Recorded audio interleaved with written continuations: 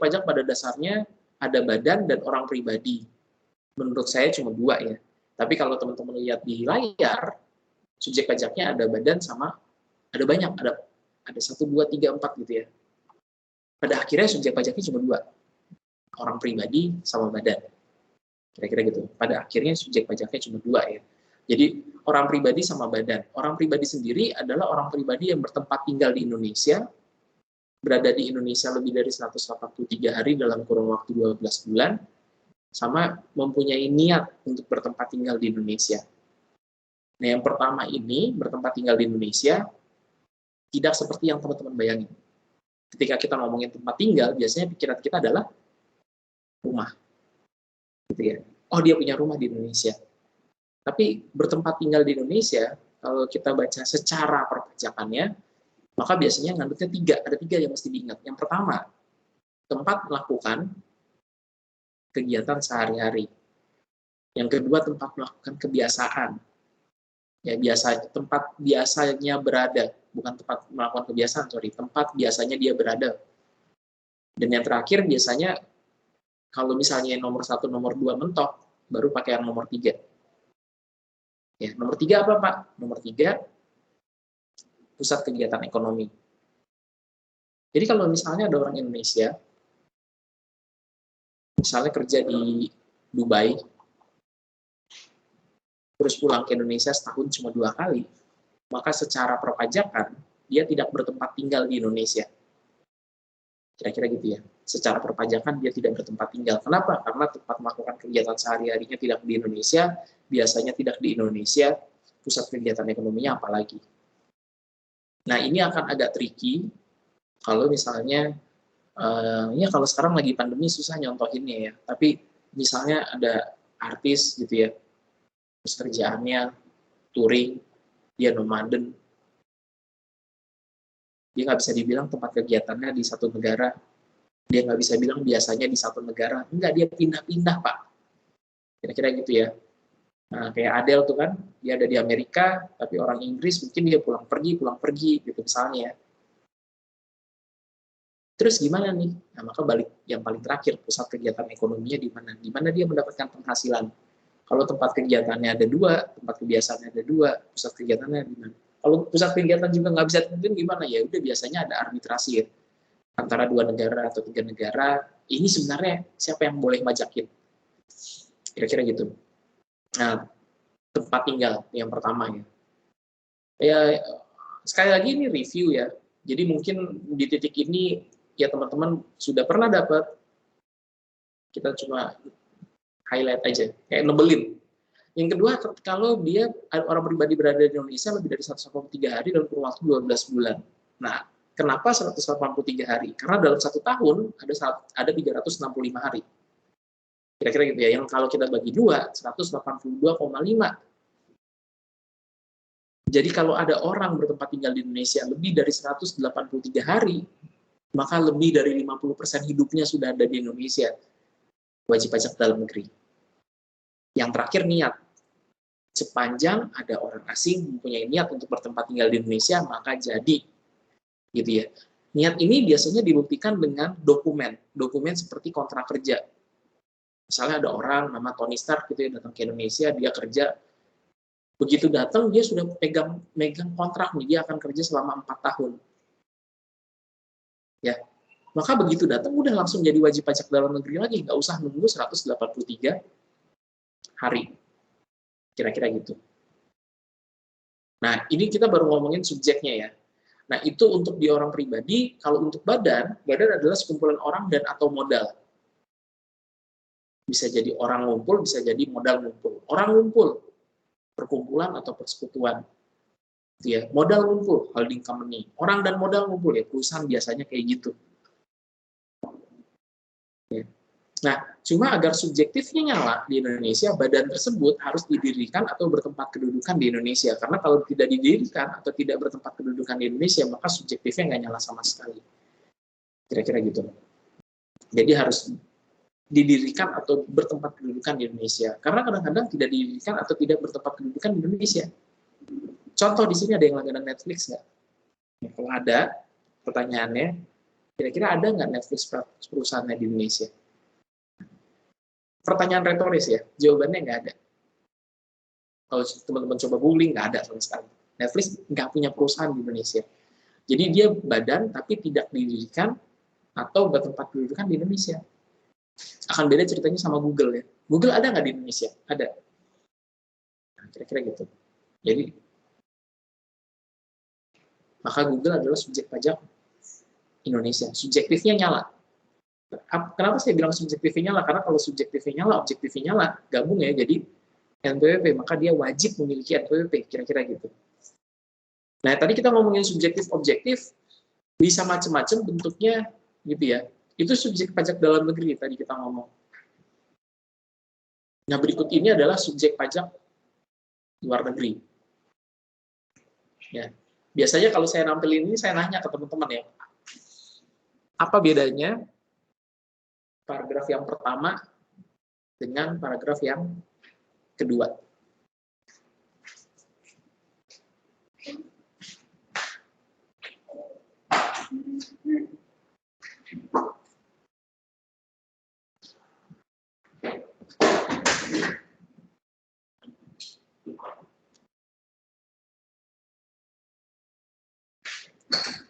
Kira-kira apa bedanya paragraf yang pertama sama paragraf yang kedua? Sabar Pak, baca dulu. Baca ya, tapi jangan lama bacanya. Mungkin kalau yang paragraf pertama, dia orang yang menjalankan usaha di Indonesia. Tapi kalau yang paragraf kedua itu orang yang kayak jadi karyawan, jadi orang luar negeri yang jadi karyawan di Indonesia. Karena dia menerima gitu dari. Baik. Oke, ada lagi? Ya, mungkin yang pertama menjalankan usaha, yang kedua seperti karyawan gitu ya, menerima penghasilan di Indonesia. Oke.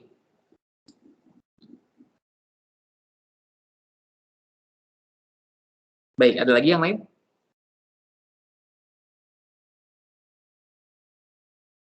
Kalau yang pertama itu Pak, bisnisnya dia punya kantor fisiknya di Indonesia. Tapi kalau misalnya yang kedua, dia nggak ada kantor fisiknya di Indonesia. Oke, yang pertama ada fisiknya di Indonesia, yang kedua nggak ada fisiknya Pak di Indonesia. Bisa juga ya?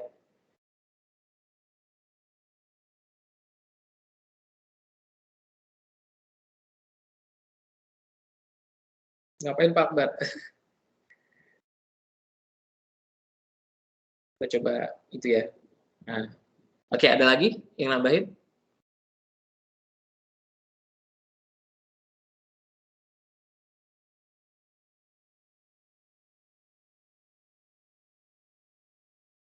Baik, jadi beda sama subjek pajak dalam negeri. Kalau subjek pajak luar negeri ya seperti yang Stephanie tadi bilang, fisiknya nggak ada. Walaupun 80% benar ya fisiknya nggak ada. Secara umum fisiknya nggak ada. Jadi kalau yang pertama, dia fisiknya ada di Indonesia. Gampangnya gitu ya, kalau kita gampangin. Karena dia melakukan kegiatan usaha di Indonesia untuk mendapatkan penghasilan. Fisiknya ada. Kalau yang kedua, fisiknya nggak ada. Karena tidak didirikan, tidak melakukan usaha atau melakukan kegiatan di Indonesia, tapi mendapatkan penghasilan. Nah, ini agak tricky, apalagi di zaman yang sekarang ini teman-teman sudah maju ya. Kalau dulu saya ketemu seperti ini, saya nyontohinnya biasanya gampang-gampang ya saya nyontohinnya. Contoh, saya pernah megang perusahaan tuh kerjaannya jualan kulkas. Ya. Kulkasnya tapi bukan kulkas yang seperti teman-teman tahu kulkas ya. Karena kulkas itu bahasa saya. Kulkas adalah pengatur suhu. Jadi perusahaan tersebut menjual alat pengatur suhu ruangan. Kayak AC, Pak. Iya. Tapi lebih model, kalau AC kan dia niupin udara ya. Kalau ini benar-benar kayak kulkas. Kotak yang di dalamnya itu suhunya dijaga sama kotak tersebut. Masalahnya kotaknya segede kamar gitu ya, lebih gede dari kamar malah ya biasanya, ya gede lah pokoknya. Jadi biasanya digunakan oleh perusahaan kosmetik atau perusahaan makanan atau perusahaan obat-obatan untuk ngecek kadaluarsa dari makanan. Jadi makanan ditaruh di kulkas dalam tanda kutip ya, karena kulkasnya gede gitu ya, kayak kulkas kayak seperti ruangan, tapi ya gitu ya, fungsinya seperti kulkas, mengatur agar suhu di ruangan tersebut stabil, misalnya di 27 gitu ya, atau di suhu kamar ya, kan itu yang biasanya jadi. Terus nyala terus selama 1 tahun 2 tahun, terus nanti dicek gitu ya, obatnya mengalami perubahan molekul nggak. Kalau mengalami perubahan molekul, nanti dicari tuh dari kapan obat yang mengalami perubahan molekul, udah dapet, baru dapet deh. Itu kenapa teman-teman tahu ada, maksudnya itu kenapa manufaktur tahu kapan daluarsa dari suatu obat, kira-kira gitu ya. Karena kalau misalnya sudah lebih dari itu, molekulnya sudah mulai berubah, atau makanan ataupun yang lainnya. Jadi biasanya perusahaan makanan, perusahaan obat-obatan, kosmetik punya dalam tanda kutip kulkas tersebut. Dan itu harus jalan 24 jam. Kelamaan saya cerita kulkas ya, nggak apa-apa ya. Itu harus jalan 24 jam, teman-teman. Kalau rusak, orang dari Jerman datang ke Indonesia buat benerin, karena nggak harus jalan 24 jam, kalau enggak nanti tes kadaluarsanya dalam tanda kutip, kalau misalnya apa tuh, kalau kita lagi ngadain statistik gitu ya, terus ada data yang nggak valid, kira-kira gitu ya. Nah, karena susah ngirim orang dari Jerman ke Indonesia, kalau misalnya waktunya dalam tanda kutip urgen, maka perusahaan Jerman naruh orang di Indonesia. Nah, mereka akan melakukan kegiatan perbaikan tersebut di Indonesia. Setiap kali ada perusahaan obat-obatan yang beli mesin mereka, yang beli dalam tanda kutip kulkas mereka, rusak. Orang-orang tersebut berkantor di Sudirman, setiap kali yang rusak langsung cabut dari Jakarta ke dimanapun pabrik yang berada. Nah, perusahaan tersebut melakukan kegiatan di Indonesia untuk mendapatkan penghasilan, tapi tidak mendirikan perusahaan, gitu ya. Cuma berkantor aja, dapat penghasilan, melakukan kegiatan usaha, tapi tidak mendirikan perusahaan. Kalau yang bawah, jadi yang atas fisiknya ada. Kalau yang bawah ceritanya lebih gampang lagi. Kalau teman-teman makan burger, pizza, ayam, goreng di Indonesia yang ada mereknya, nah itu berapa persennya akan pergi ke luar negeri. Jadi perusahaan luar negeri menjual franchise ke perusahaan Indonesia. Setiap kali ada yang makan, mereka dapat misalnya 1% atau 2%, kira-kira gitu ya. Jadi mereka tidak usah menjalankan kegiatan usaha di Indonesia, tapi dapat. Kalau zaman sekarang agak maju, agak susah ya. Agak bingung ketika kita pengen bilang ini menjalankan usaha atau tidak. Karena contoh seperti teman-teman dengerin musik gitu ya. Spotify misalnya, atau YouTube musik, atau apapun yang misalnya Tidal, cuma agak jarang yang pakai itu. Terus, ya katakanlah langganan yang berbayar gitu ya. Itu dianggap menjalankan kegiatan usaha nggak di Indonesia? Kalau saat ini sih dianggap tidak menjalankan kegiatan usaha ya. Jadi, makanya tadi saya bilang 80% fisik ya. Salah satunya itu. Dianggap menjalankan kegiatan usaha nggak? Nah, sekarang sih saat ini yang kalau kita ngomongin over the top ya, Netflix, gitu ya. Tidak menjalankan usaha tapi mendapatkan penghasilan di Indonesia. Masuknya yang bawah. Kira-kira gitu. Cuma saya yakin pemerintah Indonesia pengennya mereka masuknya yang atas. Virtual pun pengen ayo kena gitu ya. Cuma masih belum bisa. Jadi bedanya yang atas sama yang bawah, yang atas menjalankan suatu kegiatan usaha, yang bawah tidak menjalankan kegiatan usaha. Nah, kenapa saya bilang fisik 80%? Karena kadang-kadang orang pun datang, dianggap nggak datang, gitu ya. Jadi ada suatu time test gampangnya. Nah, itu perbedaannya. Sorry, cepetan. Nah, fokus saya berikutnya adalah bentuk usaha tetap. Kira-kira gitu ya. Jadi kalau dia menjalankan kegiatan usaha di Indonesia, maka dia masuk dalam bentuk usaha tetap. Nah, bentuk usaha tetap ini, perlakuan pajaknya, kita balik lagi ke slide yang pertama, itu sama seperti badan. Gitu ya. Dan warisan, kalau teman-teman sudah belajar pajak 1, maka teman-teman pasti paham bahwa warisan adalah subjek pajak pengganti bagi orang pribadi. Maka bisa kita simpulkan bahwa SPT tahunan, ya SPT tahunan untuk orang pribadi, sama SPT tahunan untuk badan. Pak, bentuk usaha tetap gimana? Pakai SPT tahunan badan. Warisannya belum terbagi gimana? Pakai SPT tahunan orang pribadi. Pada akhirnya yang kita bahas adalah dua tadi, gitu ya, orang pribadi atau badan. Kira-kira gitu ya.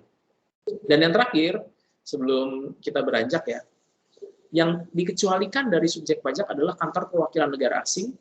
Yang pertama, yang kedua organisasi internasional dengan syarat Indonesia menjadi anggota organisasi tersebut, tidak menjalankan usaha di Indonesia, dan yang terakhir, nggak ada di slide, ditetapkan sama Menteri Keuangan. Termasuk penting ya, karena saya punya teman kerja di ASEAN, gitu ya. ASEAN itu seperti PBB, teman-teman. Jadi kalau PBB ada WHO-nya di dalam PBB, jadi ada suborganisasinya seperti UNICEF, terus UNESCO, kira-kira gitu ya. ASEAN pun ada suborganisasinya. Kemarin teman saya WhatsApp saya, Bar, kok bisa sih salah satu suborganisasi ASEAN nggak di approve sama Menteri Keuangan sebagai organisasi internasional? Saya bilang salah nanya, bro, gitu ya. Karena saya nggak kerja di Kementerian Keuangan gitu. Kalau saya kerja mungkin saya bisa, belum tentu juga saya bisa nanya ke Bu Sri ya, kira-kira gitu. Tapi ya, yang pasti salah nanya, saya bilang. Saya nggak tahu, saya bilang gitu ya, kenapa nggak ditetapin. Tapi mungkin bisa, ya itu ya, negor ke kementeriannya, ini kita punya suborganisasi dari ASEAN, kenapa? Kira-kira gitu ya, itu intermezzo aja. Jadi yang ketiga sebenarnya ada satu lagi ya, ditetapkan sama Menteri Keuangan. Dan yang ketiga adalah pejabat kantor perwakilan negara asing dengan syarat bukan WNI, karena kalau warga negara Indonesia kerja di kedubes Jerman misalnya, maka tetap subjektifnya nyala. Jadi tetap harus punya NPWP. Kira-kira gitu ya. Terus dengan syarat bukan WNI dan tidak menjalankan usaha atau kegiatan lain di Indonesia. Nah ini ceritanya gini teman-teman ya. Kalau misalnya ada orang kedubes Jerman kerja di kedubes Jerman, gitu ya, misalnya orang Prancis atau orang Jerman kerja di kedubes Jerman. Agak ironi kalau orang Prancis kerja di kedubes Jerman soalnya. Misalnya orang Jerman kerja di kedubes Jerman terus dapat penghasilan dari kedubes Jerman, nggak masalah. Begitu dia misalnya ngajar gitu ya, ngajar bahasa Jerman di Indonesia, maka dia harus punya NPWP.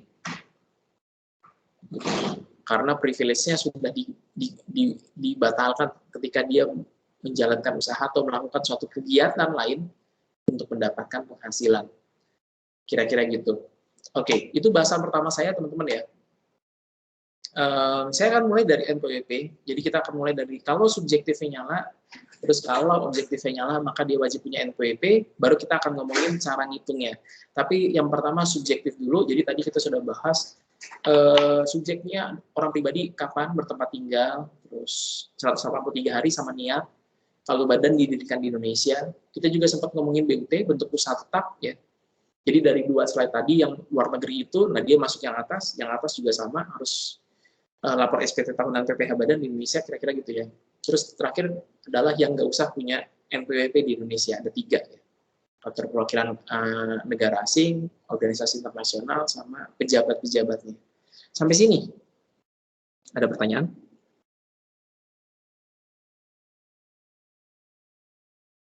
Masih pembukaan ya? Agak lama ternyata, saya ngeliat, lumayan lama ya, semua gara-gara kulkas kayaknya. 726. Oke, berikutnya saya ngomongin objek pajak, teman-teman ya. Jadi objek pajak pada dasarnya dimulai dari pasal 4 ayat 1. Penghasilan adalah setiap tambahan kemampuan ekonomis dengan nama dan dalam bentuk apapun. Kira-kira gitu ya. Singkatnya seperti itu. Nah, ada klausul bahwa baik berasal dari Indonesia maupun berasal dari luar Indonesia yang dapat dipakai untuk konsumsi, untuk menambah kekayaan. Nah, menurut saya kalau yang terakhir itu ya udah. Kalau misalnya kelemahan saya tuh saya suka nggampangin ya. Tapi menurut saya itu kelebihan juga. Jadi kelemahan dan kelebihan. Kalau misalnya saya di interview untuk beasiswa, ditanya, Pak Akbar kelemahannya apa? Kelemahan saya suka menggampangkan sesuatu. Terus gimana cara mengatasi kelemahan tersebut? Menurut saya itu kelemahan dan kelebihan. Jadi nggak saya atasin, kira-kira gitu ya. Kelebihan saya suka gampangin sesuatu ya, itu juga kalau saya di interview beasiswa saya bilangnya begitu ya. Jadi, nah tambahan kemampuan ekonomis dengan nama dan dalam bentuk apapun. Jadi saya fokusnya cuma di depan sama di akhir, kira-kira gitu ya. Dipakai untuk konsumsi atau menambah kekayaan, ya udah gitu ya, terserah mau dipakai buat apa, penghasilannya bukan urusan saya, bukan urusan teman-teman, bukan urusan negara, harusnya seperti itu ya. Tapi kalau mau ditaruh di undang-undang ya monggo, saya juga nggak protes ya, nggak ada ruginya. Nah, salah satu yang mungkin penting adalah berasal dari Indonesia maupun dari luar Indonesia. Kira-kira gitu ya. Ini termasuk salah satu yang dirubah di Undang-Undang HPP. Kira-kira gitu. Itu termasuk yang dirubah di Undang-Undang HPP. Jadi, pada dasarnya gini teman-teman ya, kalau misalnya ada orang Indonesia, ada orang asing gitu ya, ada orang asing kerja di Indonesia, terus dia dapat penghasilan nih dari Indonesia. Maka pertanyaannya, kalau dulu ya, karena ini kayak berasal dari Indonesia maupun dari luar Indonesia, maka dulu bisa nggak nih?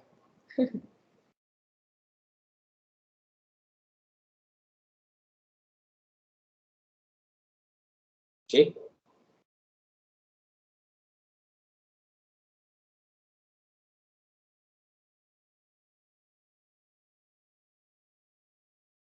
Sorry sebentar.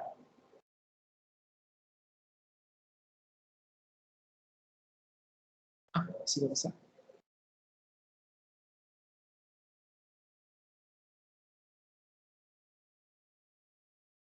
Oh ini.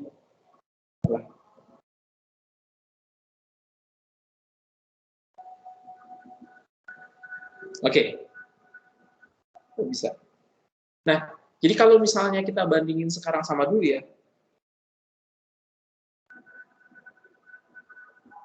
kalau kita bandingin sekarang sama dulu,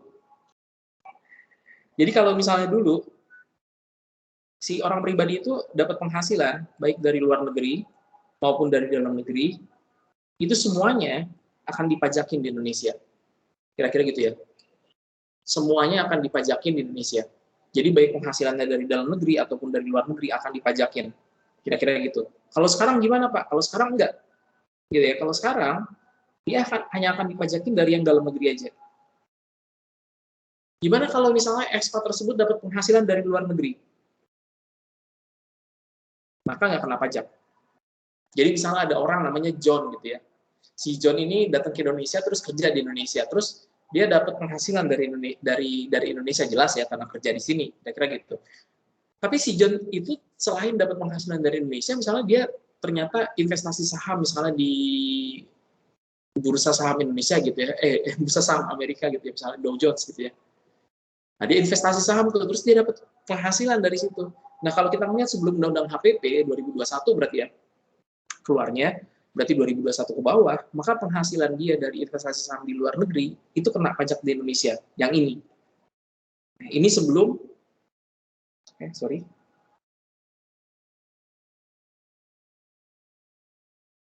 Ya. Nah, ini pra-HPP nih.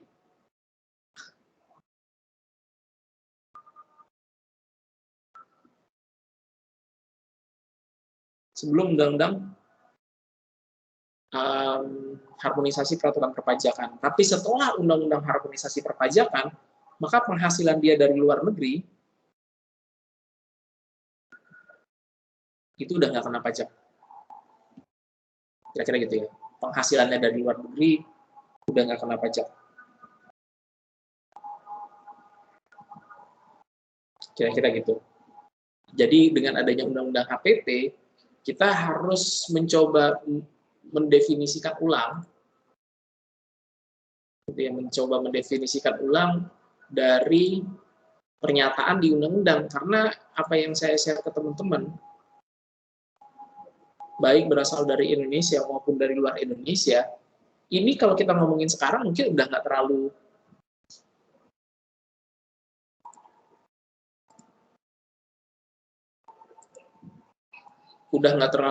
maksudnya bukan udah nggak terlalu ya, tapi lebih ke dengan syarat dan ketentuan tertentu gitu ya. Atau kalau teman-teman misalnya beli barang ada tanda bintang yang kecil banget yang kalau misalnya kita nggak baca ya udah gitu ya. Padahal di situ tulisannya syarat dan ketentuan berlaku. Nah, jadi sejak Undang-Undang HPP berasal dari Indonesia maupun dari luar Indonesia ini, gampangnya hanya berlaku bagi orang Indonesia saja. Kalau orang asing, seperti tadi yang saya bilang, ketika dia mendapatkan penghasilan dari luar negeri, maka tidak akan dipajaki di Indonesia. Jadi yang dipajakin hanya atas penghasilan dia di Indonesia saja. Kemudian mungkin teman-teman nanya, Pak, kalau kayak gitu nggak adil dong, gitu ya. Ya apa boleh buat? Yang pertama, kita pengen orang-orang yang ahli, yang memiliki keahlian tertentu untuk bekerja di Indonesia. Kita kurang tenaga ahli, teman-teman. Kira-kira gitu ya. Saya pernah ke perusahaan yang kerjaannya jualan cairan untuk cuci darah. Kira-kira gitu ya. Terus dia bilang gitu, susah Pak nyari tenaga ahli di Indonesia. Kira-kira gitu ya. Jadi yang expert di bidang itu, nah kita pengen manggil orang-orang luar negeri untuk kerja di Indonesia. Dan salah satu insentifnya adalah kalau dapat penghasilan dari luar negeri, nggak akan kita pajakin. Nah, kira-kira gitu. Yaitu semangat dari Undang-Undang HPP. Walaupun ada syaratnya, teman-teman ya. Hanya berlaku selama 4 tahun, dan orang tersebut harus memiliki keahlian. Kalau nggak memiliki keahlian, ya kita pajakin langsung. Kira-kira gitu ya. Lebih lanjut nanti diatur di peraturan pemerintah, kita masih nunggu peraturan pemerintahnya seperti apa. Nah, pasal 4 ayat 1 ini, teman-teman. Pasal 4 ayat 1, definisi ya. Ini yang saya minta teman-teman baca di perkenalan saya di post di Teams ya, di thread di Teams. Saya minta teman-teman baca pasal 4 ayat 1, pasal 4 ayat 2, pasal 4 ayat 3. Silakan coba dibaca ya. Mungkin nanti saya akan bikin semacam tugasnya di Quizizz supaya teman-teman bisa bedain mana pasal 4 ayat 1, pasal 4 ayat 2, pasal 4 ayat 3, kira-kira gitu ya. Tapi supaya nggak pusing, sekali lagi saya coba ngasih gambaran gampangnya, karena nuansanya ya, nuansa dari pasal 4 ayat 1 gitu ya. Pasal 4 ayat 1 ini definisi penghasilan. Pasal 4 ayat 2 adalah pajak penghasilan yang bersifat final. Kalau misalnya bacanya pajak yang setelah pelunasannya sudah selesai. Pasal 4 ayat 3 bukan objek pajak.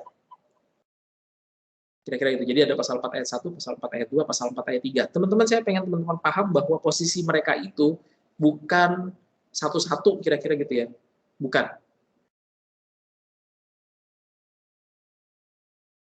Tapi lebih ke lingkaran besar, lingkaran kecil. Kira-kira gitu. Jadi lebih ke lingkaran besar, lingkaran kecil.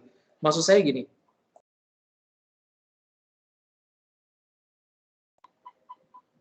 ya, katakanlah ada lingkaran besar, gitu ya. Ini pasal 4 ayat 1. Oh, kemudian biasanya nggak pakai beginian ya.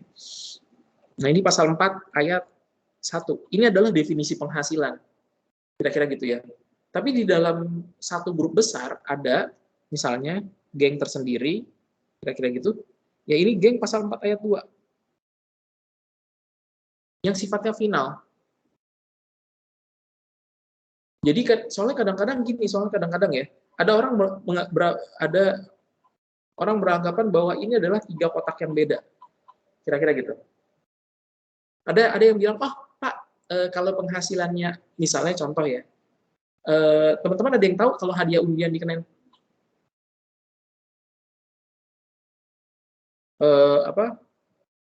kalau hadiah undian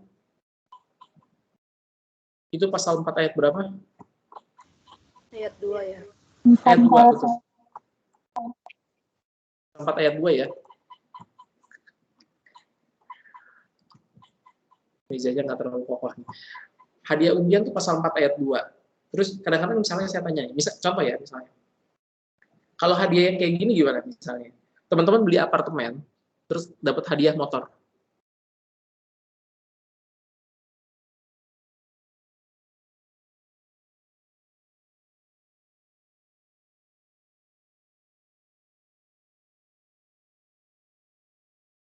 Ya, teman-teman beli apartemen, dapat hadiah motor. Ayat 3 ya, Pak? Ayat 3 bukan objek pajak. Tapi kalau teman-teman baca di undang-undangnya nggak ada ya. Itu ada di Peraturan Dirjen Pajak nomor 15 tahun 2015. Kalau di undang-undang nggak ada. Hadiah langsung bukan objek pajak. Jadi kalau teman-teman beli piring, dapat sendok, beli apartemen, dapat motor, atau yang super sederhana aja ya, misalnya teman-teman belanja di minimarket gitu ya, beli sabun, dapat sampo gitu ya, satu paket, nah itu nggak kena pajak. Hadiah undian, final. Hadiah lainnya, biasa gitu. Nah, ada yang bilang seperti itu, oh kalau saya dapat hadiah tadi ya, beli piring dapat sendok gitu ya, oh itu pasal 4 ayat 3. Kalau saya dapat hadiah undian, oh itu pasal 4 ayat 2 Pak, final. Dan yang terakhir, kalau saya dapat, misalnya, saya itu distributor air minum dalam kemasan yang galonan, gitu ya. Terus saya dapat target dari perusahaan air minum tersebut, kalau saya jual 50.000 galon dalam 1 tahun, saya akan dapat mobil.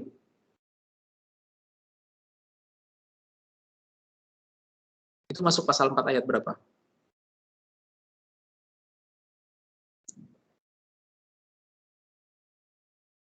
Kadang-kadang dibilang masuk pasal 4 ayat 1. Nah, kadang-kadang orang ngomong gitu ya, oh kalau hadiah langsung pasal 4 ayat 3. Hadiah langsung, beli piring langsung dapat sendok. Kagak pakai syarat-syarat ya. Kalau pakai syarat-syarat, ya katakanlah ada syaratnya ya boleh, tapi langsung dapat gitu ya, nggak pakai diundi. Nggak pakai, oke, ada 50 orang yang sudah beli piring, kita akan undi siapa yang bakal dapat sendok. Nggak kayak gitu ya. Itu hadiah undian namanya. Yang kedua hadiah undian. Contohnya bisa macam-macam, seperti contohnya misalnya teman-teman suka lihat, susah nih ya, karena memang ada beda generasi kita ya. Jadi kalau saya tuh zaman dulu ada kayak kuis-kuis di TV ya, tapi kalau sekarang udah agak jarang kayaknya kuis-kuis di TV. Terus kalau nelpon gitu ya, terus yang nelpon dapat hadiah uang. Kalau teman-teman perhatiin, itu pertanyaannya biasanya konyol-konyol gitu ya, kayak hewan apa yang bisa terbang gitu ya, ikan, terus apalah pokoknya yang ngaco gitu ya, terus terakhir burung gitu ya. Udah jawabannya segampang itu, jadi udah pasti benar. Karena kenapa? Karena itu undian, teman-teman. Dari 5.000 orang yang nelpon, diundi, yang menang undian, nah, teleponnya masuk, kira-kira gitu. Hadiah undian, final, pasal 4 ayat 2 ya. Terus contoh saya yang terakhir, gitu ya, saya distributor air minum dalam kemasan galon. Saya ditargetin jual 50.000 galon untuk wilayah kelurahan, satu kelurahan saya ini saya mesti laku 50.000 galon. Kalau saya jual 50.000 galon, saya dikasih mobil sama itu perusahaan air minum. Terus saya bilang, saya nggak mau mobil, ya udah kita kasih duit gitu ya. Ya apapun itu, pokoknya saya dapat hadiah kalau saya tercapai target penjualan saya. Nah, orang bilang itu pasal 4 ayat 1. Nah, ini saya ada masalah dengan pandangan ini karena gini, biasanya kita bilang, oh itu pasal 4 ayat 3 Pak, oh itu pasal 4 ayat 2, oh itu pasal 4 ayat 1. Padahal enggak. Semua adalah penghasilan. Saya beli piring, dapat sendok. Sendok adalah penghasilan, tambahan kemampuan ekonomis dengan nama dan dalam bentuk apapun. Jadi kalau kita ngomong pasal 4 ayat 1, di dalam pasal 4 ayat 1 ada yang nggak kena pajak. Sekali lagi, kalau coba teman-teman baca undang-undangnya ya, di dalam pasal 4 itu ada contoh penghasilannya. Salah satu yang dicontohin di pasal 4 ayat 1, hadiahnya adalah hadiah undian. Kalau teman-teman bacanya nggak seperti ini, bacanya seperti ini, pasti akan bingung. Kenapa bingung? Karena perasaan kemarin Pak Akbar ngajarin hadiah undian pasal 4 ayat 2 deh. Kenapa hadiah undian ada di pasal 4 ayat 1? Karena pasal 4 ayat 1 adalah lingkaran besarnya. Gitu ya. Di dalam lingkaran besar ada geng tersendiri, yaitu penghasilan yang dikenakan PPh final. Apakah kalau dikenakan PPh final berarti dia bukan pasal 4 ayat 1? Bukan, tetap pasal 4 ayat 1. Bukan berarti dia berdiri sendiri seperti ini, bukan. Dia tetap masuk bagian pasal 4 ayat 1. Kira-kira gitu ya. Tambahan kemampuan ekonomis dengan nama dan dalam bentuk apapun. Pak, saya dapat warisan, bukan objek pajak, pasal 4 ayat 3. Ya, saya yakin teman-teman sudah baca, hibah, bukan objek pajak, pasal 4 ayat 3. Pak, ini hibah, Pak.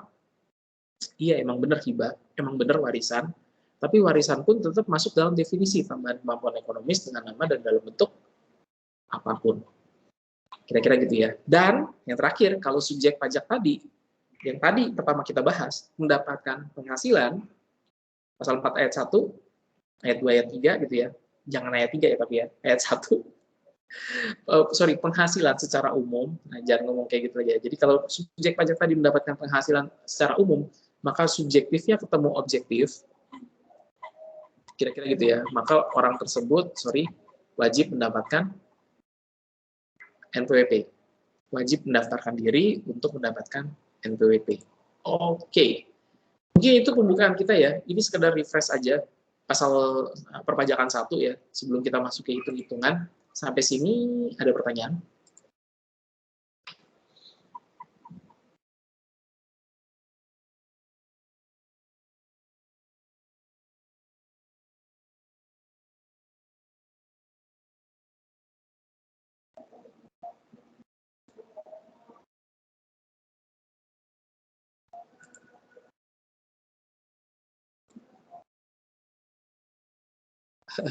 Baik, kalau nggak ada pertanyaan, saya coba masuk ke hitungan ya.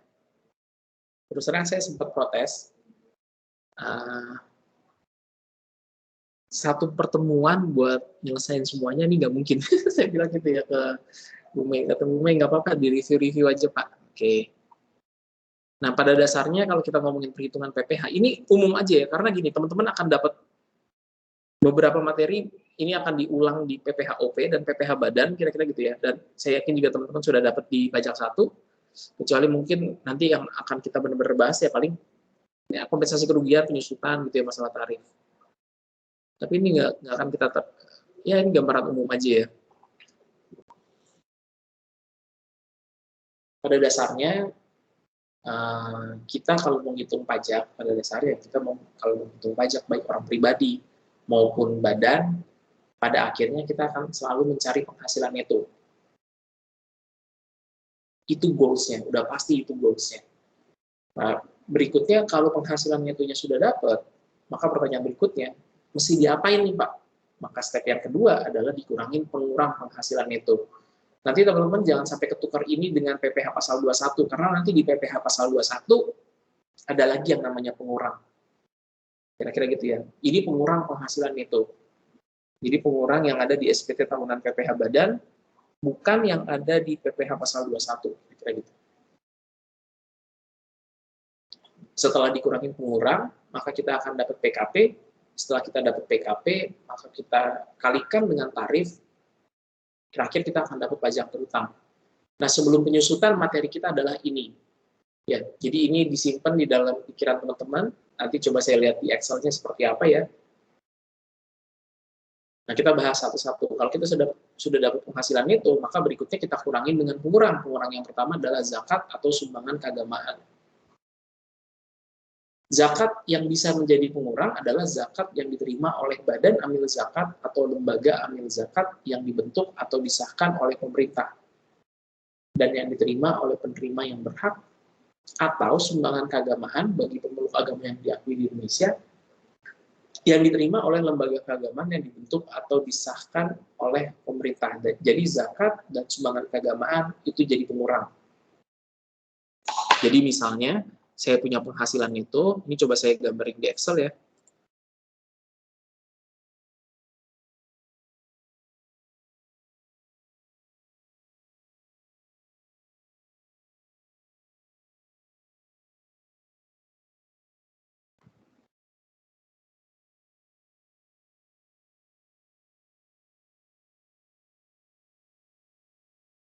Katakanlah saya punya penghasilan itu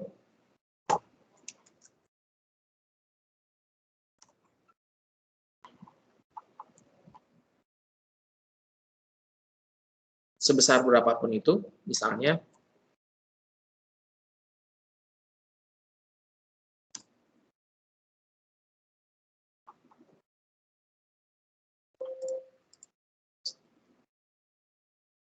oke, maka berikutnya akan dikurangi dengan pengurang ya. Pengurang ini ada 3. Yang pertama zakat, yang kedua PTKP, yang ketiga kompensasi kerugian. Ini bukan urutan ya teman-teman ya. Kalau mau urutan harusnya paling terakhir PTKP. Sorry.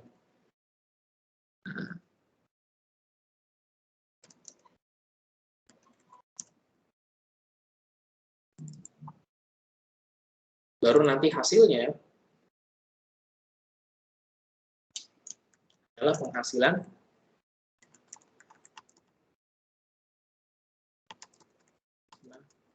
pajak. Kayak gitu ya.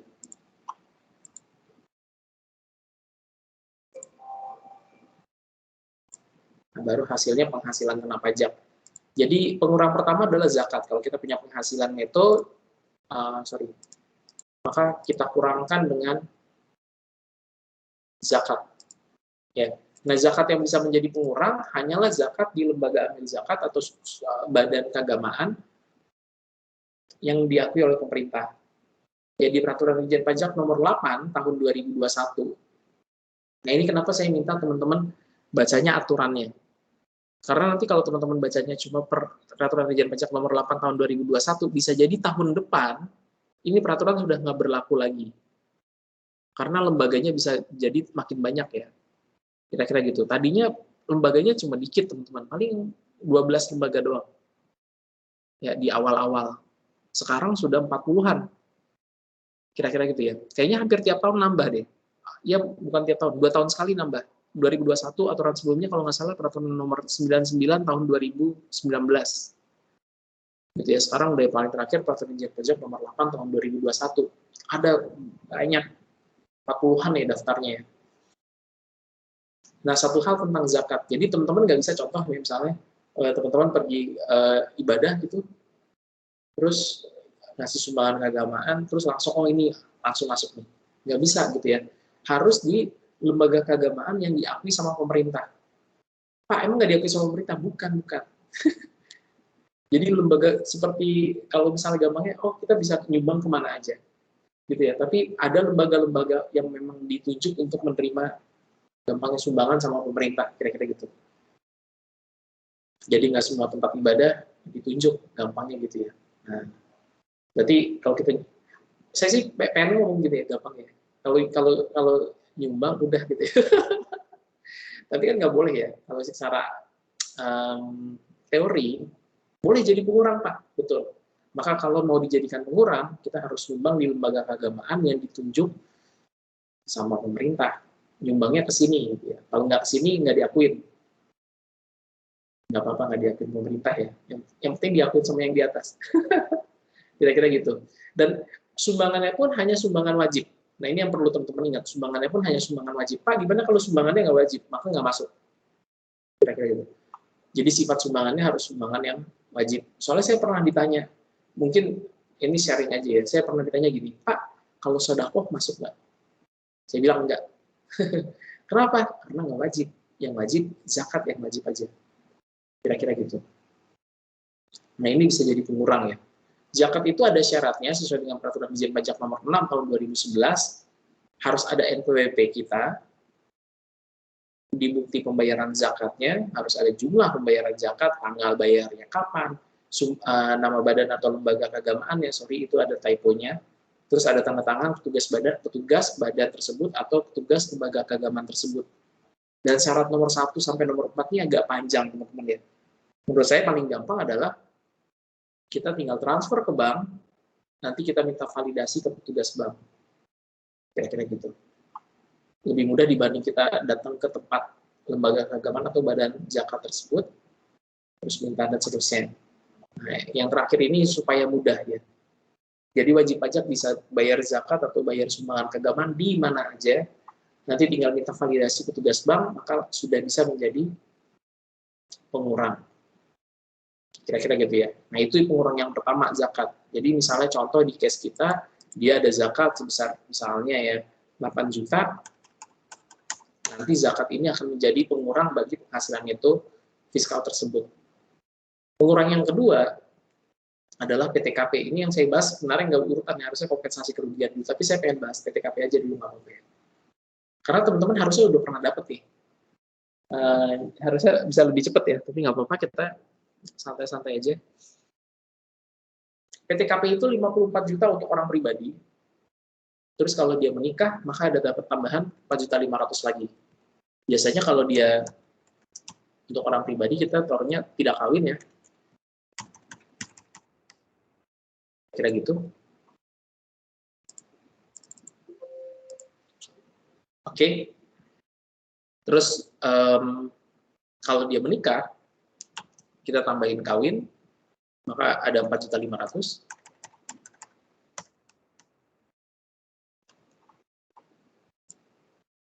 Oke. Terus tinggal ditambahin tanggungan ya. Tanggungannya bisa 1 misalnya, atau 2, atau 3. Misalnya tanggungannya 2, berarti 2 dikali 4.500.000, kita dapat angka 9 juta. Jadi kalau misalnya dia kawin anak 2, maka PTKP-nya 6.500.000. Ini contoh saja. Gitu ya. Contoh apa, Pak? Kalau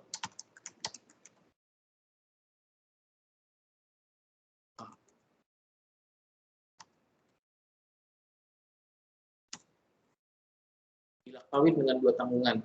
Pak, kenapa bahasanya kawin nggak menikah sih, Pak? Ini bahasa perpajakan, teman-teman ya. Bukan saya yang bikin.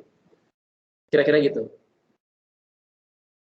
Jadi kalau misalnya dia menikah dengan 2 tanggungan seperti itu. Nah, terus kita coba bahas tanggungan, teman-teman. Tanggungan ini maksimal 3. Review aja ya. Terus yang berikutnya lagi, anak asuh nggak masuk. Karena di sini tulisannya anak angkat. Kelihatan nggak? Jadi yang masuk anak angkat aja ya, bukan anak asuh. Dan yang terakhir, ini mesti teman-teman ingat. Perubahan tanggungan baru akan berlaku tahun depannya. Ya, perubahan tanggungan baru akan berlaku tahun depannya. Contoh misalnya tadinya dia kawin anak 2. Terus tahun 2022 anaknya lahir nih. Jadi harusnya kawin anak 3 dong, Pak. Enggak. Untuk tahun 2022 statusnya akan tetap kawin anak 2. Terus kawin anak 3-nya kapan? Kawin anak 3-nya nanti dihitung tahun 2023. Baru tahun depan dia baru bisa dapat PTKP kawin anak 3, kira-kira gitu ya. Bahasa kerennya sih sesuai dengan keadaan di awal tahun buku. Sorry, sesuai keadaan di awal tahun, nggak pakai buku ya. Sesuai keadaan di awal tahun. Dan kadang-kadang saya suka ditanya, Pak, gimana kalau anaknya lahir di tanggal 1 Januari? Maka jawaban saya tetap keadaan awal tahun, anaknya belum ada. Anaknya lahir tanggal 1 Januari, Pak. Keadaan awal tahun anaknya belum ada. Kenapa Pak Akbar ngomong gitu? Karena ekstrimnya keadaan awal tahun itu, tanggal 31 Desember, jam 23, menit ke-59, detik ke-59, tiup trompet, anaknya harus sudah ada. Pada saat tiup trompet, anaknya harus sudah ada, teman-teman. Itu keadaan di awal tahun. Jadi kalau anaknya lahir setelah itu, walaupun tanggal 1 Januari, nah itu bukan keadaan di awal tahun. Jadi gampangnya anaknya harus lahir tanggal 31 Desember. Baru bisa diakuin. Kira-kira gitu ya. Nah, balik lagi, jadi kalau misalnya ada tambahan kejadian, nggak cuma anak, misalnya tadinya dia tidak menikah, jadi menikah gitu ya. Ganti sendiri ya. Tadi padahal bilang enggak ya. Tadinya menikah, tadinya tidak menikah, jadi menikah, maka tambahan 4.500.000-nya itu baru akan terjadi tahun depannya. Kira-kira gitu. Oke, teman-teman. Ini ngomongin PTKP, sampai sini ada pertanyaan? Saya contohin orang pribadi. Tapi bisa jadi ini badannya. Misalnya namanya Bergas. Sampai sini PTKP ada pertanyaan? Katakanlah Bergas, kawin, tidak ada tanggungan. Kalau kawin tidak ada tanggungan, berarti tanggungannya 0, maka PTKP Bergas 58.500. Ya. Nanti mungkin teman-teman nanya, Pak, untuk yang 54 juta ini apa, Pak? Nah, 54 juta ini klausulnya kepanjangan menurut saya kalau dijelasin ke teman-teman ya. Ini nanti akan kita bahas di setelah UTS.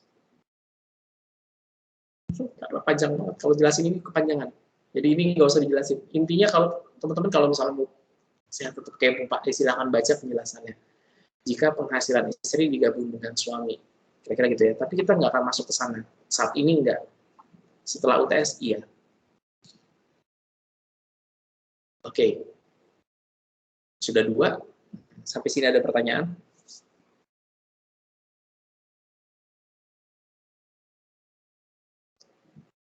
Baik. Kalau nggak ada, saya masuk ke pengurangan yang ketiga ya. Sambil lihat jam. Pengurang yang ketiga, oh, ada beginian. Oke, nggak apa-apa.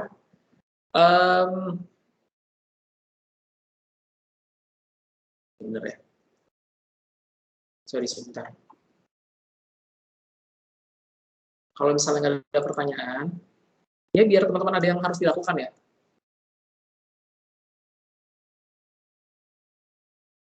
Oke. Mana nih? Oke. Nggak usah lama-lama ya, sampai 5 menit kali cukup ya. Saya taruh assignment nih teman-teman. Biar ada.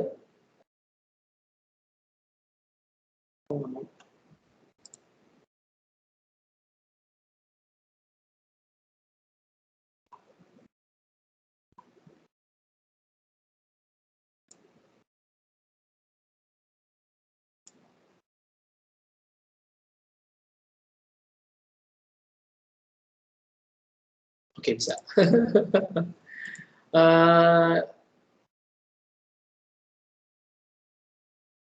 Nanti coba dicek assignment-nya ya.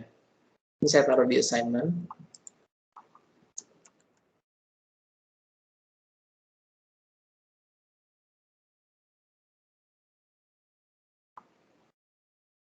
Sekarang ya 10 menit aja, nggak usah lama-lama ya.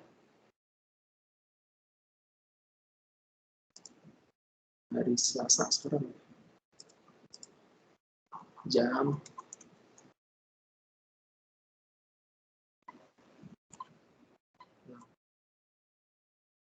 10.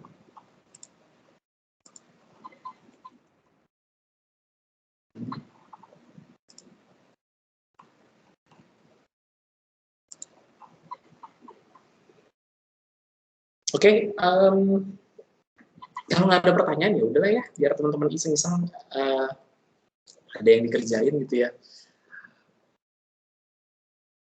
Kalau sudah paham masalah PTKP, silakan coba dikerjakan PTKP-nya. Assignment-nya baru muncul, harusnya sudah muncul sama teman-teman ya. Saya belum dapat notifikasi. Silakan coba dikerjakan berapa PTKP si Peci, si namanya nggak catchy banget ya, Alfa sama Irwan. Kadang-kadang kalau misalnya saya naruh nggak muncul di assignment, kalau nggak muncul teman-teman bisa cek di chat ya. Saya taruh di chat soalnya juga.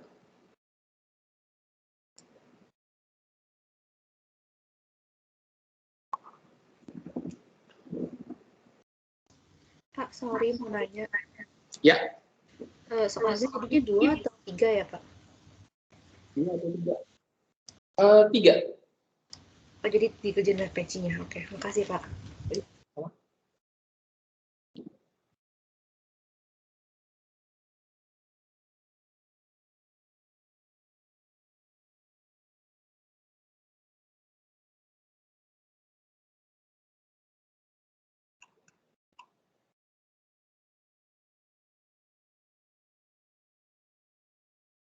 Sambil teman-teman ngerjain, kalau ada pertanyaan tanya aja. Tapi sebentar saya izin AFK sebentar aja ya. Terus saya balik lagi. Nggak nyampe 5 menit.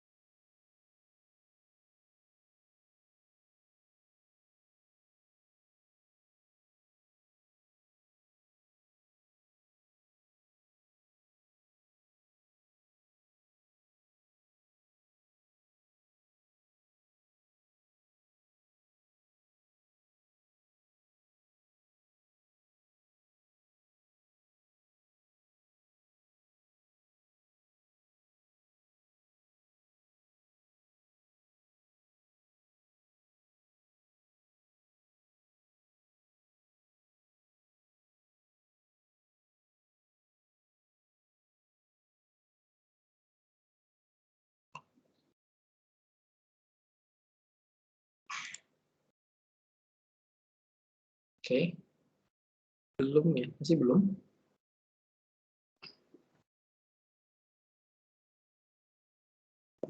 Uh,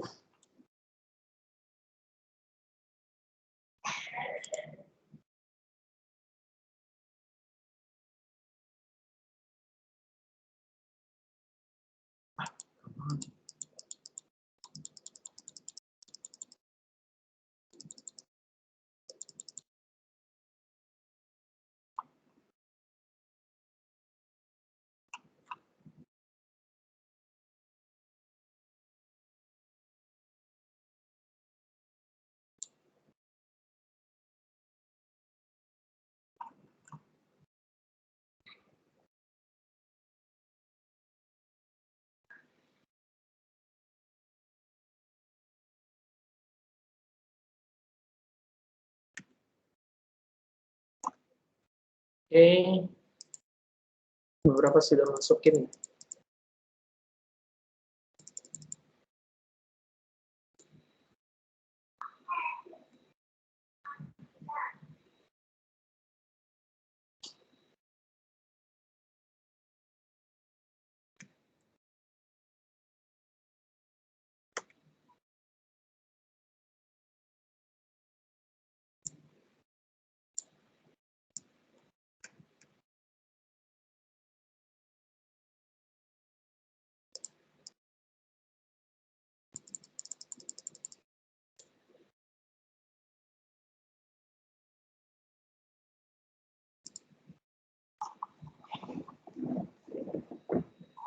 Baik. Kalau yang lagi bengong, kita lagi ngomongin PTKP ya. PTKP ini singkatan dari penghasilan tidak kena pajak. Ya, kasus sederhana aja, teman-teman. Ya, ada menikah anak satu, menikah anak tiga, menikah anak satu, kira-kira gitu ya.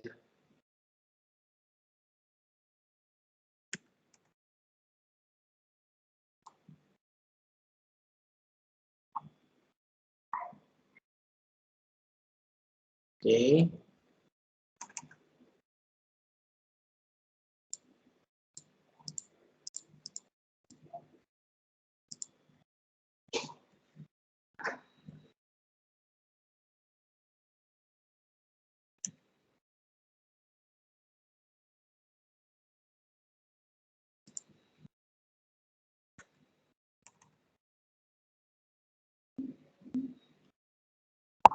Kenapa nih?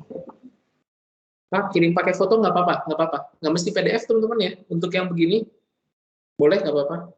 Pakai foto, aman.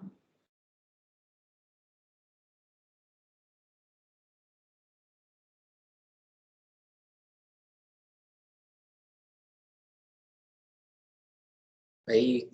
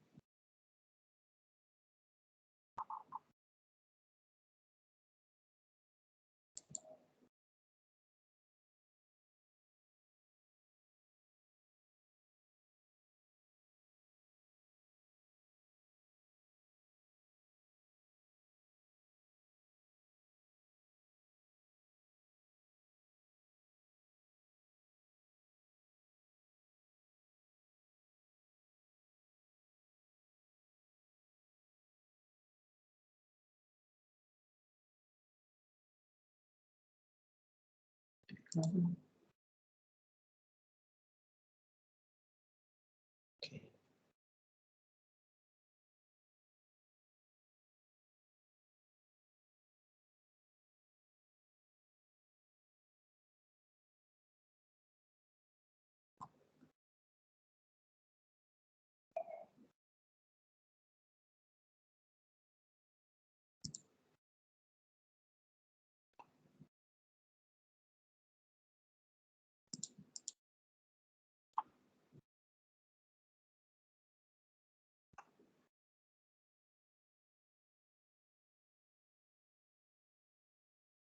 Baik, ini cukup mudah ya. Saya lihat beberapa sudah masukin dan beberapa sudah oke. Kira-kira kita harus sudah benar.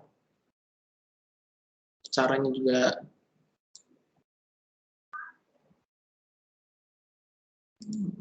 sudah pas ya. Saya coba ambil yang sudah benar, nanti coba saya taruh di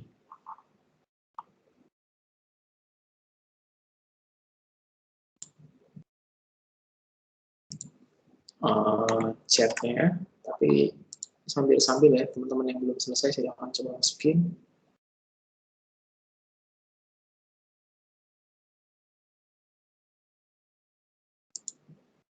Oke.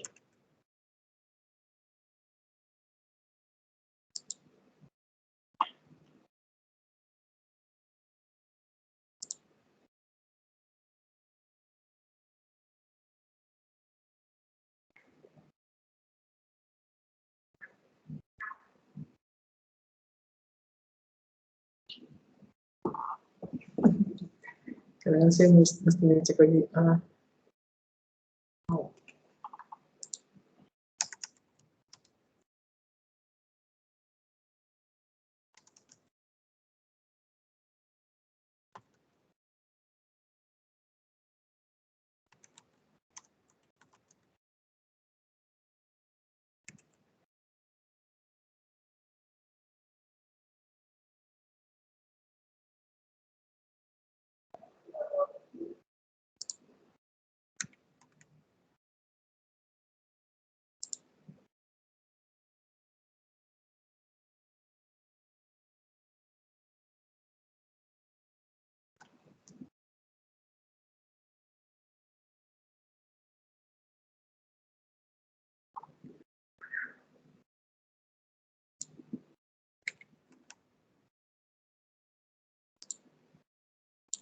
Oh. Yes.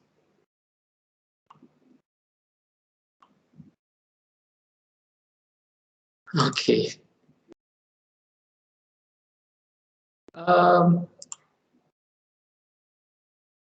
Ya saya lihat teman-teman sudah paham ya atas PTKP. Di jawaban-jawabannya.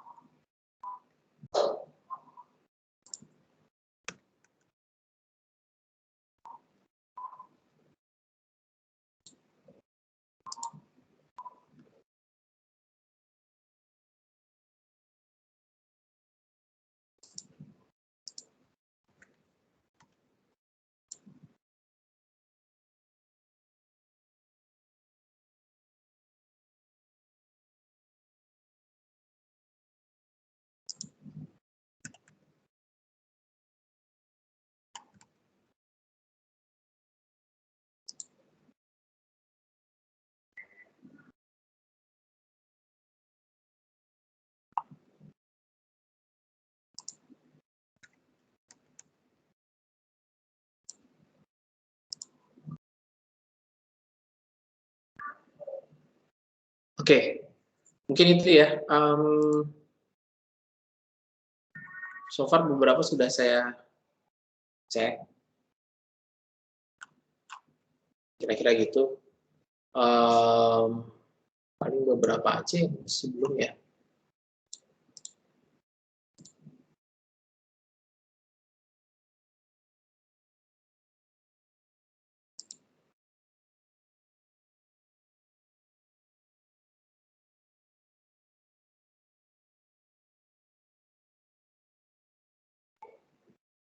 Oke, nanti ini bisa belakangan. Nah, ini coba saya share screen lagi. Jadi, pengurangan pertama adalah zakat, pengurangan kedua adalah PTKP. Pengurangan ketiga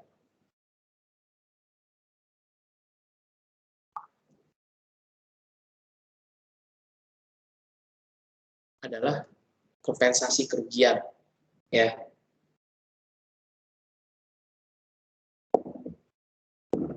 Oke, ini adalah pengurangan yang ketiga. Pengurangan ketiga adalah kompensasi kerugian. Pertanyaannya, apa sih kompensasi kerugian? Kompensasi kerugian itu apabila perusahaan mengalami kerugian fiskal. Ketika perusahaan mengalami kerugian fiskal, maka rugi tersebut dapat dikompensasikan kepada penghasilan berikutnya selama 5 tahun. Ya. Ketika perusahaan mengalami kerugian, maka kerugian tersebut dapat dikompensasikan selama 5 tahun. Sorry, sebentar.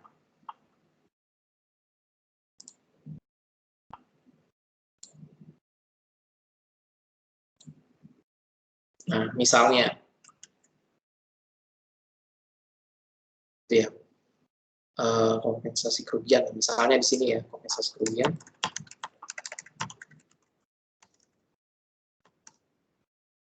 Misalnya tahun 2017, perusahaan rugi sebesar 600 juta. Nah, terus tahun 2018, perusahaan misalnya untung, gitu ya, sebesar 750 juta. Ketika ini terjadi, gampangnya maka nanti di sini gitu ya, untuk tahun 2018, ya, penghasilannya ada 750, terus dia akan ada kompensasi kerugian sebesar 600 juta. Sehingga nanti penghasilan kena pajaknya dia akan jadi hanya 150. Jadi nanti yang akan dihitung pajaknya cuma 150. Kenapa tahun 2018 yang dihitung pajaknya cuma 150? Karena gampangnya dia punya tabungan dari 2017 sebesar 600 juta. Jadi begitu tahun 2017 dia mengalami kerugian fiskal, ruginya rugi fiskal ya. Nah, jadi posisinya sudah penghasilan net. Harusnya penghasilannya penghasilan neto fiskal, tapi dia rugi fiskal. Kira-kira gitu. Nah, ketika itu yang terjadi, dia mengalami kerugian fiskal tahun 2017, maka tahun 2017 nanti bisa jadi tabungan untuk tahun-tahun berikutnya. Jadi tahun 2018, nah, dia akan dapat tabungan seperti ini. Jadi PKP-nya akan 750 dikurangi 600. Kira-kira gitu ya. Oke. Nah, kasusnya bisa lebih panjang lagi. Sambil ya, ini jawaban yang tadi.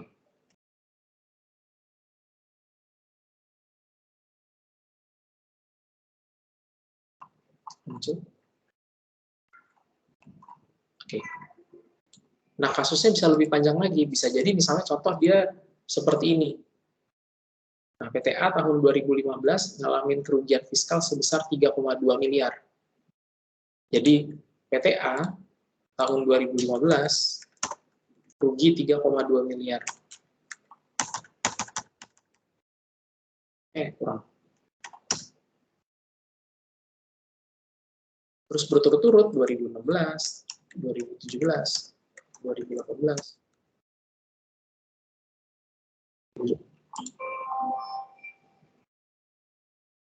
Dia ada laba, rugi, laba, gitu ya. Banyak laba-laba. Dia ada laba sebesar 500 juta di sini. 2017 rugi. 2018 laba. 2019 laba.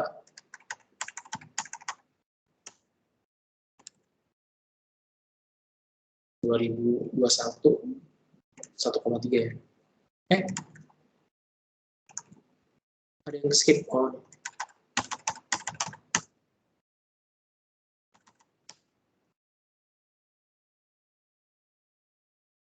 (2021) dia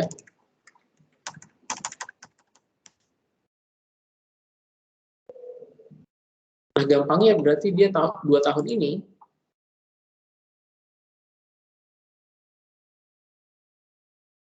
dia punya tabungan. Kira-kira gitu ya. Dia punya tabungan di tahun 2015 dan dari tahun 2017. Jadi ketika tahun 2016 dia ada laba sebesar 500 juta, maka gampangnya dia akan ngambil kompensasi kerugian di tahun tahun 2000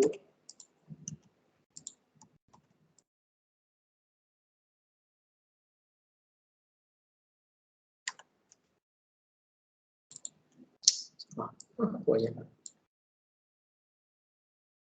Gitu ya. Jadi akan ada kompensasi kerugian, sehingga nanti penghasilan kena pajaknya tahun 2016 jadinya 0. Tapi kita bisa lihat bahwa, oh, dari tabungan yang 3,2 miliar sudah diambil 500 juta. Terus 2018 untung lagi gitu 700. Ngambil lagi dari tabungan 2015. 2019 ngambil lagi dari tabungannya. Nah, ini kalau kita jumlahin total tabungannya, kelihatan nggak yang di bawah? Di sini ya, 200 juta. 2 miliar, sudah 2 miliar. 2020. Nah, kalau kita lihat tabungannya masih 2,9 ya. Jadi dari saldo yang 3,2 miliar ini, sorry, ini saya jumlahin biar kelihatan jelas. Masih ada sisanya nih. Kira-kira gitu. Yang 3,2 ini sebenarnya masih ada sisanya ya. Karena baru digunakan tabungannya 2,9 miliar. Nah, 2021 gimana? Pas banget ya. 2021 ya kita pakai tabungan yang hijau. Kira-kira gitu. Kenapa kita pakai tabungan yang hijau, Pak? Kenapa nggak yang biru? Karena yang biru sudah habis. Sorry nih, biar soalnya agak beda dikit ya. Saya ganti. Jangan 1,3 ya. 1,3 mah sama persis.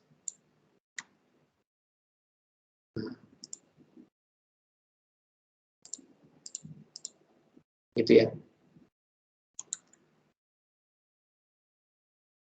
Jadi nanti ada penghasilan kena pajaknya nih.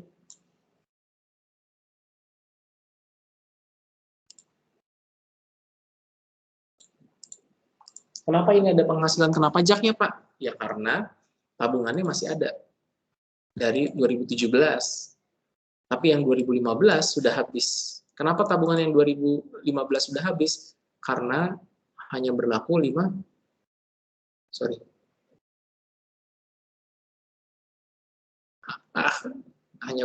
tahun.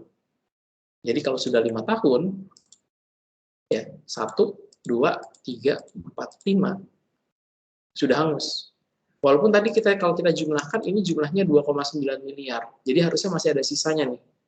Ya, lihat di kanan bawah ya, ini jumlahnya 2,9 miliar. 5 tambah 7 tambah 8 tambah 9, 2,9. Jadi masih ada 300 juta sebenarnya. Tapi 300 jutanya nggak bisa digunakan. Kenapa? Karena sudah kadaluarsa atau sudah hangus. Gitu ya. 1, 2, 3, 4, 5. Jadi kompensasi kerugian hangus kalau sudah 5.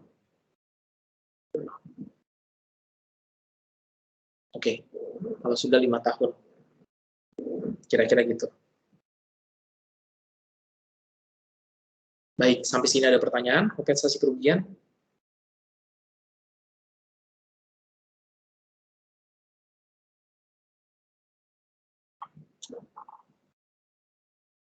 Coba dipelajari dulu.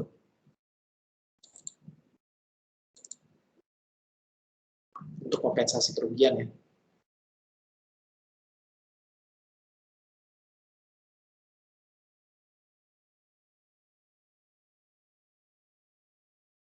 Baik. Nah, jadi kompensasi kerugian itu termasuk salah satu pengurang. Cuma memang agak jarang lah kalau terjadi pada orang pribadi. Biasanya kompensasi kerugian itu terjadinya pada badan ya. Kenapa? Karena yang sering menyelenggarakan pembukuan itu badan. Kalau orang pribadi biasanya menyelenggarakan pencatatan. Jadi biasanya agak jarang gitu ya kalau kita ngomongin ada kompensasi kerugiannya. Oh, ini kasusnya udah beda nih. Ini saya lihat aja ya. Tapi beda. Nah, ketika kita sudah dapat penghasilan itu, kita kurangi dengan zakat, kita kurangi kompensasi kerugian, kalau ada, kita kurangi dengan PPKP, maka kita akan dapat penghasilan kena pajak. Nah, satu hal tentang penghasilan kena pajak ini dibulatkan ya teman-teman ya.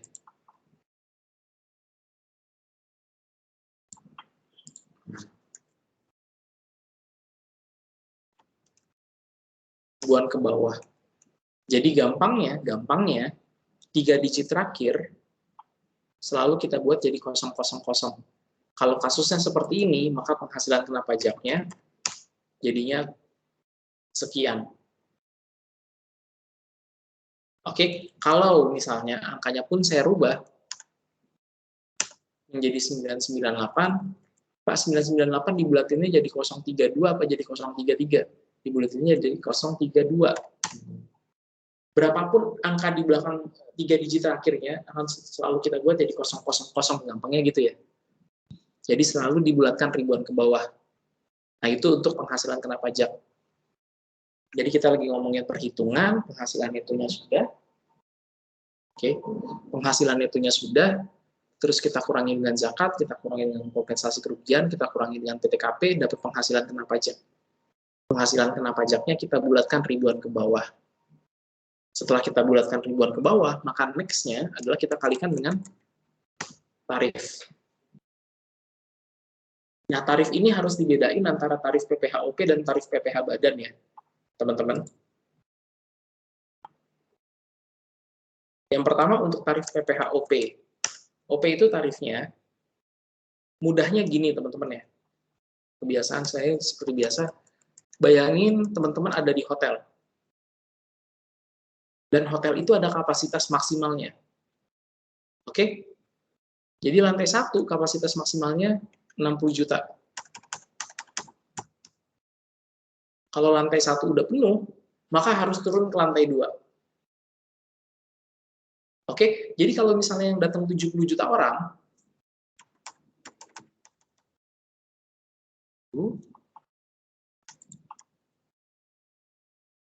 kalau yang datang 70 juta orang, maka 60 jutanya masuk lantai 1, 10 jutanya harus turun ke bawah.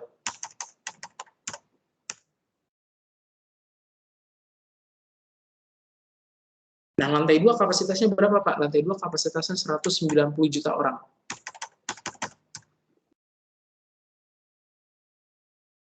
Jadi kalau yang datang misalnya 275 juta orang, banyak Pak. Oke, lantai 1, lantai 2. Nah, ini sampai lantai 2, kalau teman-teman jumlahkan ada 250 juta orang. Sudah penuh nih lantai 2, berarti sisanya harus turun lagi ke bawah.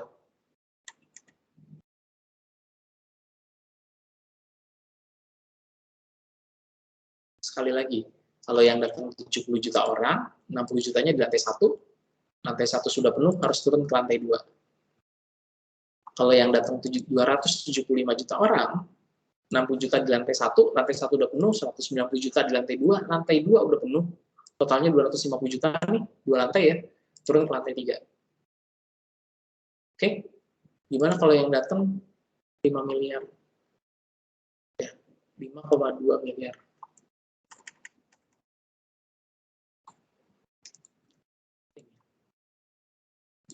Oke, kalau yang datang 5,2 miliar, saya terusin ya. Lantai 3,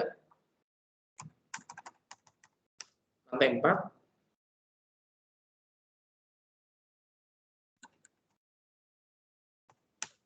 lantai 5, nggak ada batasannya. Kalau yang datang 5,2 miliar orang, maka lantai 1, 2, lantai 3, lantai 4. Nah, ini totalnya sudah 5 miliar. Ya, yang bawah sini, kelihatan nggak? Ya. Nah, 5 miliar nih. Berarti sisanya 200 juta orangnya masuk lantai 5. Oke. Nah, sekarang tinggal ngomongin tarif. Lantai 1 lagi 5%.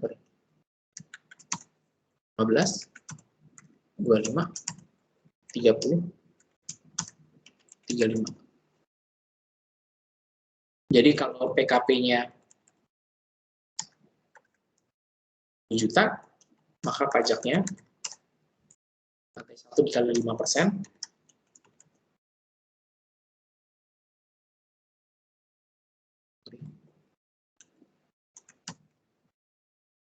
2 kali 15%, Sehingga pajaknya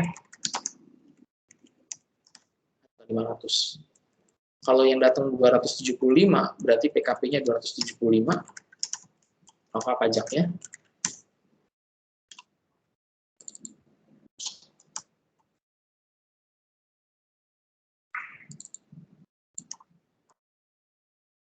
1.500.000. Jadi 60 juta dikali 5%, gitu ya.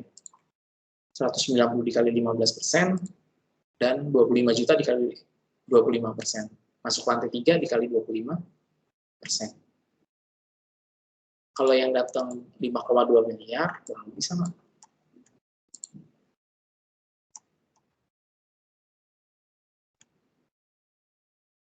Maka pajaknya 1.514.000. Nah, ini pajaknya. Pajaknya.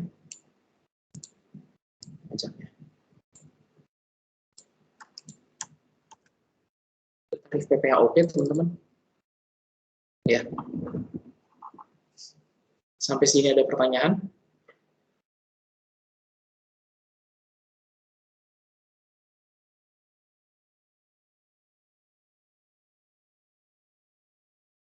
Belum, Pak. Nah, satu hal yang sedikit saya tambahkan ya, ini tarif berlaku untuk tahun 2022. Jadi nanti teman-teman kalau misalnya ketemu kasus, hati-hati sama tahun ya. Jadi berlaku untuk tahun pajak 2022. Kalau ditanya, Pak, tarif untuk 2021 gimana, Pak? Untuk tahun 2021, caranya kurang lebih sama, gitu ya. Cuma maksimalnya, lantai satunya 50 juta, lantai 2-nya 200, 250, sama ya. Tarifnya kurang lebih sama. Tinggal nunggu ada yang bikin penelitian aja nih. Menurut saya, tinggal nunggu ada yang bikin penelitian aja. Jadi berturut-turut pajaknya akan sama ya. Sama, kira-kira gitu.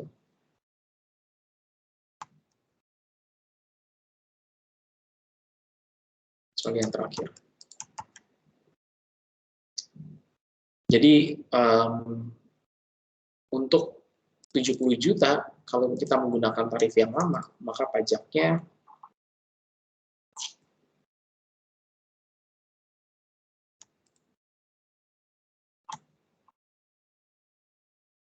juta. Oh, ini ada yang salah nih. Ini ada yang salah ya. Oh, ini harusnya 20. Baru benar.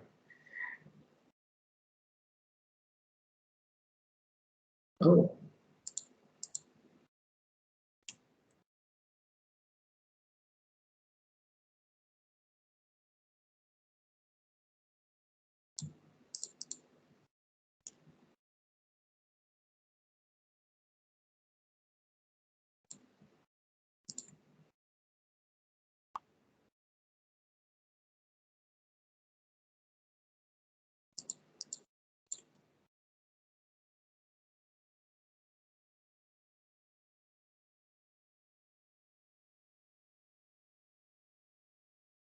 Oh, berapa sih? 275 ya?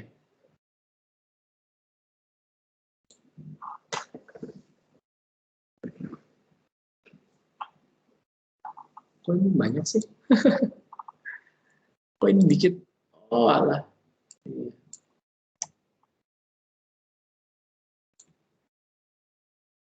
Oke.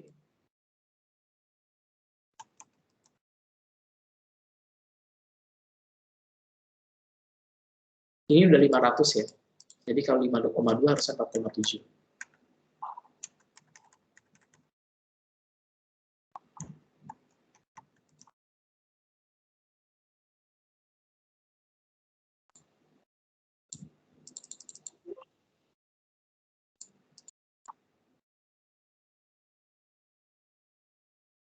Oke. Nah, jadi kalau misalnya kita bandingkan dengan tarif lama,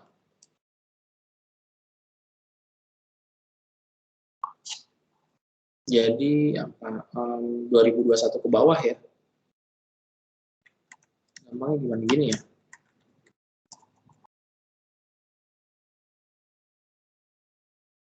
Nah, 2021 ke bawah tarifnya masih seperti ini. Jadi perbedaannya dari maksimalnya, maksimal lantai 1 dan maksimal lantai 2 ya. Itu perbedaan pertama. Yang kedua, lantai 5. Jadi tahun sebelumnya, tahun kemarin nggak ada lantai 5. Sekarang dan ke depan akan ada lantai 5. Kira-kira gitu. Terus ini yang saya tadi bilang, tinggal nunggu ada penelitiannya aja ya. Karena apa? Secara pajak, kalau di level di bawah 250 juta, itu lebih murah tahun sekarang. Murah dalam artian pajaknya lebih kecil. Pajaknya 4.500.000 dibanding 5.500.000, 37.750 dibanding 38.750. Jadi lebih kecil 1 juta. Nah, saya nggak tahu nih signifikansinya bagi karyawan-karyawan gimana ya. Tapi kalau di angka yang besar, di angka 5 miliar misalnya, pajaknya akan lebih besar tahun sekarang dibanding tahun dulu. Bedanya 9 jutaan. Dan makin besar ya makin besar lagi. Gitu ya. Makin tinggi penghasilannya, pajaknya akan makin besar, selisihnya akan makin besar. Kira-kira gitu teman-teman kalau ngomongin tarif ya. Jadi teman-teman harus paham kapan menggunakan tarif 2021. Kalau pakai 2021 ke bawah berarti pakai tarif yang ini. Kalau tahunnya 2022 ke depan berarti pakai yang ini. Batas maksimalnya, cara hitungnya kurang lebih seperti yang di kanan. Oke. Sampai sini ada pertanyaan?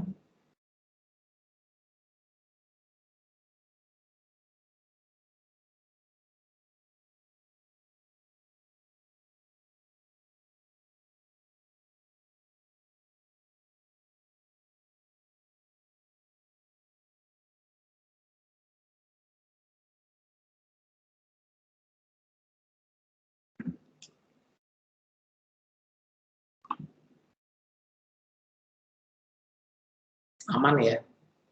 Silahkan dibaca dulu teman-teman ya, dipelajarin, ya diserap dulu. Ini tarif PPh orang pribadi. Hati-hati tahunnya, mana masuk 2021, 2022. Karena teman-teman nih, pada saat ini ya, belajar tuh di saat-saat yang, kalau menurut saya sih, benar-benar banyak aturan-aturan yang berubah. Kira-kira gitu ya. Oke. Ya, jadi lihat maksimalnya. Kalau yang datang 70, sekali lagi, kalau pakai tarif baru, maksimal 60. Kalau pakai tarif lama, maksimal 50, lantai satunya. Bedanya di situ aja. Sama kalau yang datang banyak ya. Contoh kalau yang datang 5,2 miliar, lantai 1 60 juta, lantai 2 190, lantai 3 250, lantai 4 450. 4,5 M, sorry. Nah, di sini ada perbedaan, lantai 4-nya 4,5 M, kalau di tarif lama, lantai setengahnya, lantai 4-nya langsung 4,7 miliar. Jadi ini di-split lagi, 200 jutanya naik ke lantai berikutnya. Kira-kira gitu ya. Dan ini selisihnya akan makin gede kalau tarifnya sampai 1 miliar. Misalnya makin besar lagi penghasilannya. Misalnya penghasilannya 10 miliar. Bedanya nggak akan cuma 9 juta, teman-teman. Kira-kira gitu ya. Kalau 10 miliar bedanya bisa jadi 5% aja dikali 5M ya. Bedanya bisa sampai 250 juta. Kira-kira gitu. Dibanding tahun, sekali lagi, tahun dulu dibanding tahun sekarang. Jadi pajaknya akan lebih besar. Oke? Nah, itu untuk orang pribadi, teman-teman ya. Kalau untuk badan, tarifnya tuh ada 3. Untuk badannya. Untuk badan tarifnya ada 3. Tarif yang pertama, ini tarif normal, ini tarif pasal 17.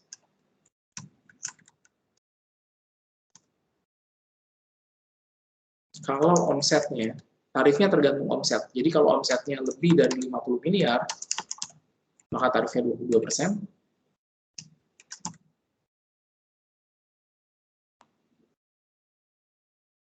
Oke. Nah, tarif berikutnya ini tarif pasal 31E.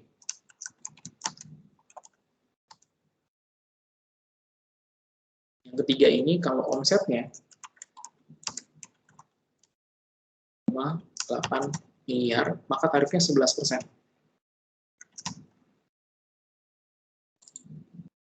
Jadi kalau saya contohin 3 perusahaan, contoh misalnya PTA, PTB, sama PTC, gitu ya. Omset PTA misalnya 58M, omset PTB misalnya 24M, omset PTC misalnya atau 48M, omset PTC misalnya 4 miliar.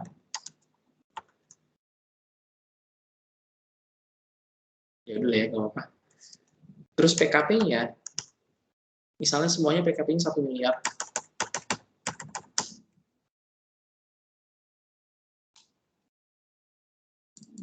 Kira-kira gitu ya. Nah, untuk PTA, itu pajaknya 1 miliarnya dikali 22%.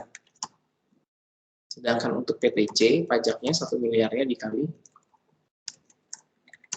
11%. Kalau ditanya kenapa, Pak, penghasilan kena pajaknya, sekali lagi saya ngomong penghasilan kena pajak ya. Jadi kalau misalnya di urut-urutan, dapat penghasilan neto, dikurangin zakat, kompensasi kerugian, PTKP dapat penghasilan kena pajak. Nah, cuma kalau badan nggak ada zakat sama nggak ada PTKP. Ini tuh khusus OP. Ya. Jadi zakat sama PTKP buat orang pribadi aja. Kalau badan pengurangnya cuma kompensasi kerugian. Jadi penghasilan neto dikurangi pengurang dapat penghasilan kena pajak. Penghasilan kena pajaknya 1 miliar. Nah, PTA sama PTC penghasilan kena pajaknya sama. Omsetnya beda, penghasilan kena pajaknya sama. Maka pajaknya beda.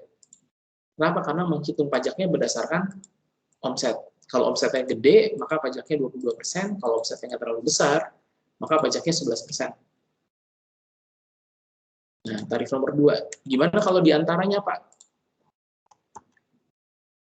Maka cari A, cari B. Sekali lagi, biar gampang.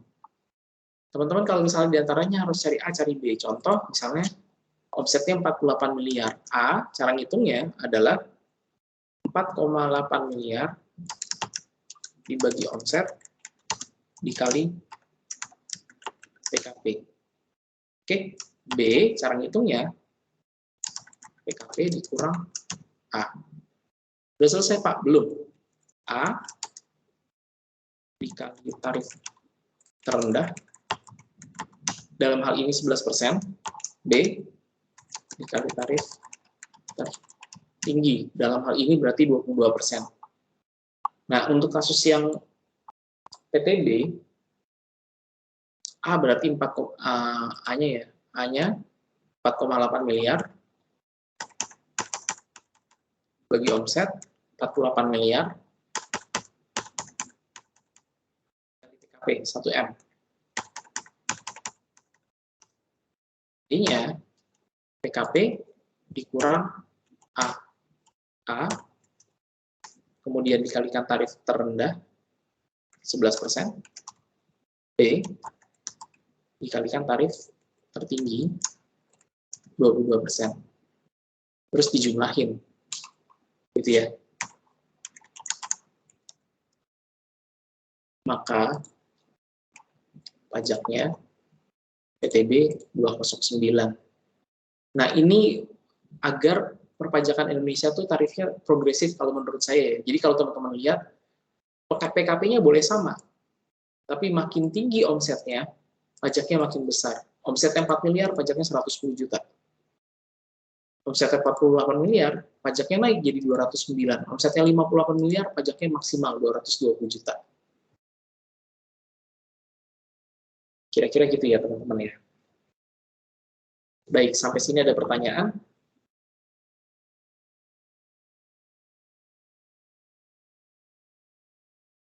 Pak, Excel-nya dibagiin nggak, Pak? Nanti akan saya share Excel-nya.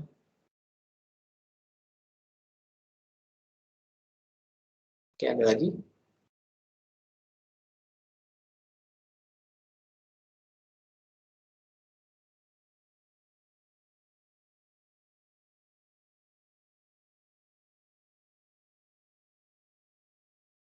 Baik. Kalau nggak ada, ini mungkin materi yang terakhir teman-teman ya. Kompensasi kerugian udah, tarif udah. Kasusnya belakangan aja ya, nanti saya taruh di assignment. Yang terakhir adalah penyusutan teman-teman ya.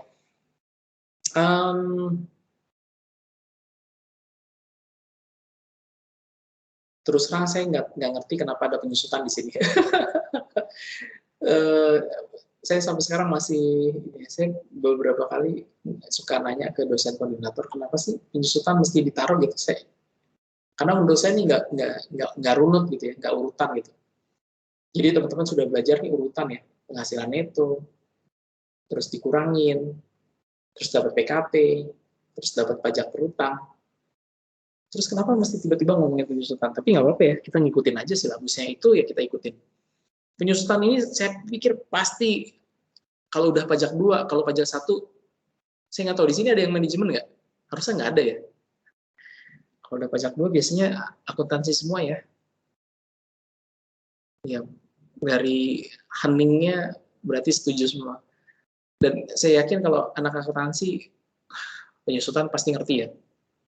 Jadi saya nggak akan bahas penyusutan versi akuntansinya. Maksud saya itu. Saya akan langsung bahas penyusutan versi perpajakan. Inti ceritanya gini. Jadi kalau kita ngomongin perpajakan akan sedikit berbeda dengan akuntansi. Kalau akuntansi mungkin metode penyusutannya ada banyak. Kalau perpajakan metode penyusutannya cuma 2. Entah dia garis lurus atau saldo menurun. Kalau dia garis lurus berarti tarifnya, oh ini ke enter nih, sorry. Harusnya naik ke atas semua ya. Coba kita benerin. Bisa nggak nih? Oke.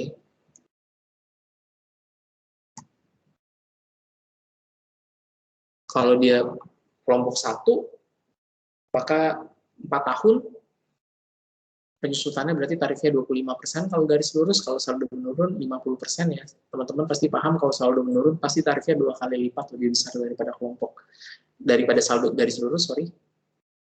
Kelompok 2, maka penyusutan dalam 4 tahun, tarifnya 12,5% atau 25%, kelompok 3 16 tahun, kelompok 4 20 tahun, dan seterusnya. Nah, untuk bangunan dibagi menjadi 2, permanen dan tidak permanen. Bangunan permanen 20 tahun, bangunan tidak permanen 10 tahun. Nah, satu hal yang perlu teman-teman pahami bahwa bangunan tidak bisa pakai saldo menurun. Jadi kalau bangunan harus selalu pakai garis lurus. Tapi kalau misalnya bukan bangunan, bisa pakai garis lurus atau saldo menurun. Pak, yang mana masuk kelompok 1, kelompok 2, kelompok 3, atau kelompok 4, Pak? Ini tergantung Peraturan Menteri Keuangan nomor 96 tahun 2009. Jadi ada daftarnya. Oh, misalnya komputer atau ponsel, masuk kelompok 1. Kendaraan bermotor masuk kelompok 1. AC masuk kelompok 2. Kenapa AC masuk kelompok 2, Pak? Kan lebih mahal motor daripada AC. Misalnya ya, tergantung kalau AC yang ada di perusahaan biasanya lebih mahal daripada motor. AC sentral misalnya, mahal banget pasti. Nah, AC kelompok 2 8 tahun. Kenapa AC masuk kelompok 2? Karena di PMK 96 tahun 2009 AC masuk kelompok 2. Kira-kira gitu. Pak, gimana kalau misalnya ternyata ada aktiva yang nggak ada di kelompok 1, 2, atau 3, atau 4? Maka defaultnya, kalau nggak ada di kelompok 1, 2, 3, 4, dia harus masuk di kelompok 3. Kira-kira gitu ya. Jadi, untuk aktiva yang nggak punya rumah, rumahnya di kelompok 3. Kira-kira gitu. Oke, dan yang terakhir terkait dengan aktiva itu mulai disusutkan secara perpajakan di bulan dilakukannya pengeluaran. Nah, ini mungkin akan sedikit berbeda dengan apa yang teman-teman belajar secara akuntansi. Contoh misalnya gini, kalau kita beli barang tanggal 31 Desember 2021, secara akuntansi kan biasanya kita susutin 2022, bener nggak? Karena udah lewat, Pak. Oh, udah 31 Desember, udah pasti disusutinnya bulan Januari. Kalau secara perpajakan disusutinnya di bulan Desember. Ya. Jadi perpajakan nggak ngeliat tanggal. Ngeliat bulan, kapan dikeluarin. Kecuali kalau misalnya construction in progress. Gitu ya. CIP atau WIP, apapun itu yang IP, asal jangan IPMN ya, itu mah film. Misalnya construction in progress, maka pada saat selesai pengerjaan baru mulai disusutkan. Kira-kira gitu. Oke, saya pikir ini cukup sederhana, jadi mungkin menurut saya sih mudah ya, tinggal sesuaikan saja dengan kelompoknya, jangan lupa klausul ini. Sama jangan lupa kalau tanah nggak disusutin, nah nggak ada, memang nggak ada di slide ya. Jadi secara perpajakan tanah tidak disusutkan. Kira-kira gitu. Oke, ini contoh aja ya. Jadi misalnya ada kendaraan operasional, ada mesin pabrik, dan ada bangunan permanen. Masing-masing nilainya 730 juta, 1,2 miliar, dan 12 miliar 850 juta. Maka gampangnya, yang kendaraan operasional ini, ya, secara fiskal akan menggunakan, kalau dia menggunakan garis lurus ya, sekali lagi kalau pertanyaannya, oh kalau menggunakan garis lurus gimana?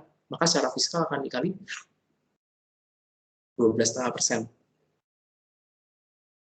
Penyusutannya untuk tahun 2020. Mesin pabrik berarti 6,25% untuk tahun 2020. Dan sisanya bangunan permanen, oh kalau bangunan permanen tadi 20 tahun ya, atau 5%, berarti ini dikali 5%. Kira-kira gitu. Untuk perhitungannya harusnya mudah ya, karena cuma ada garis lurus sama saldo menurun, kira-kira gitu. Jadi, cara ngitungnya gampang. Ini nanti akan saya taruh di assignment. Minta tolong teman-teman untuk menghitung penyusutannya secara fiskal, berarti ngikutin kelompok 2, kelompok 3, dan permanen, dan secara komersial, dan berapa selisihnya antara komersial dan fiskal. Kira-kira gitu ya. Oke, mungkin itu teman-teman untuk hari ini. Sampai dengan penyusutan. Sampai sini ada pertanyaan. Nanti mungkin saya akan drop beberapa assignment ya. Yang pertama terkait dengan tarif, yang kedua terkait dengan penyusutan. Tapi mungkin itu dulu untuk hari ini. Dan jangan lupa ya beberapa yang masih belum masukin ngisi formulirnya, ngisi form office yang ini ya.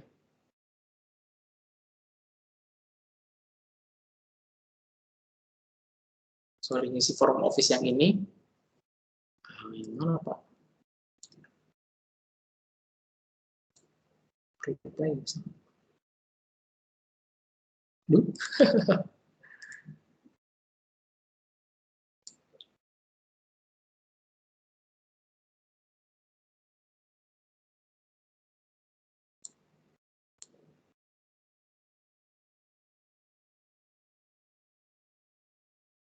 Nah, ini ya.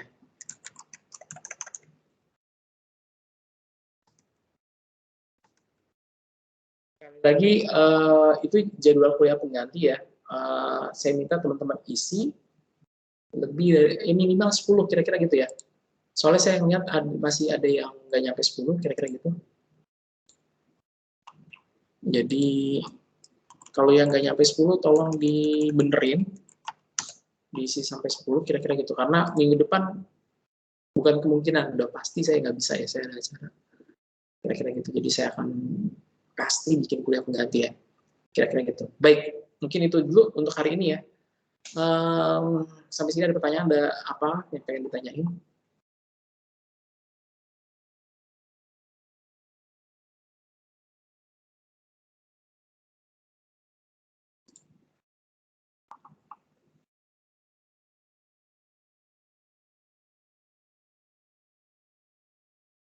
Di desktop aja.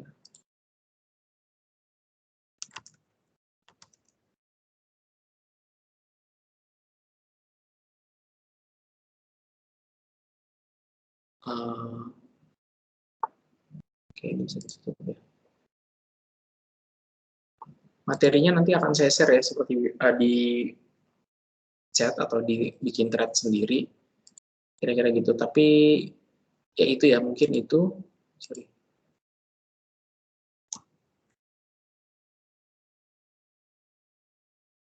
Sekali lagi untuk yang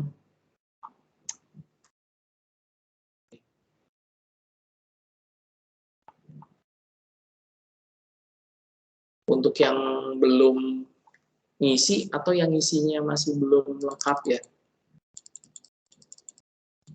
Saya lihat sudah 33 responden, tapi di antara 33 itu contoh misalnya Sylvia ya, ini masih belum lengkap. Kalau body udah oke. Joanna juga sama ya, masih belum.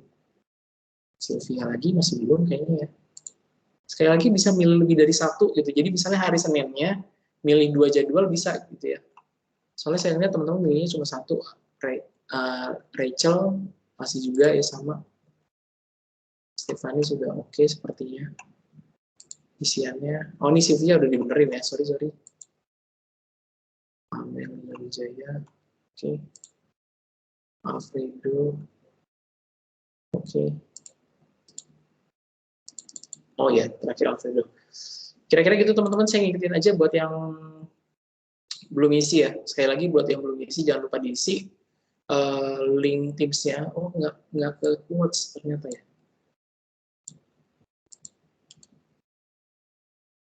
Oke, sekali lagi saya taruh ya. Jangan lupa diisi. Mungkin itu teman-teman dari saya pertemuan hari ini ya. Terima kasih atas perhatiannya. Kurang lebihnya mohon maaf. Selamat malam. Assalamualaikum warahmatullahi wabarakatuh.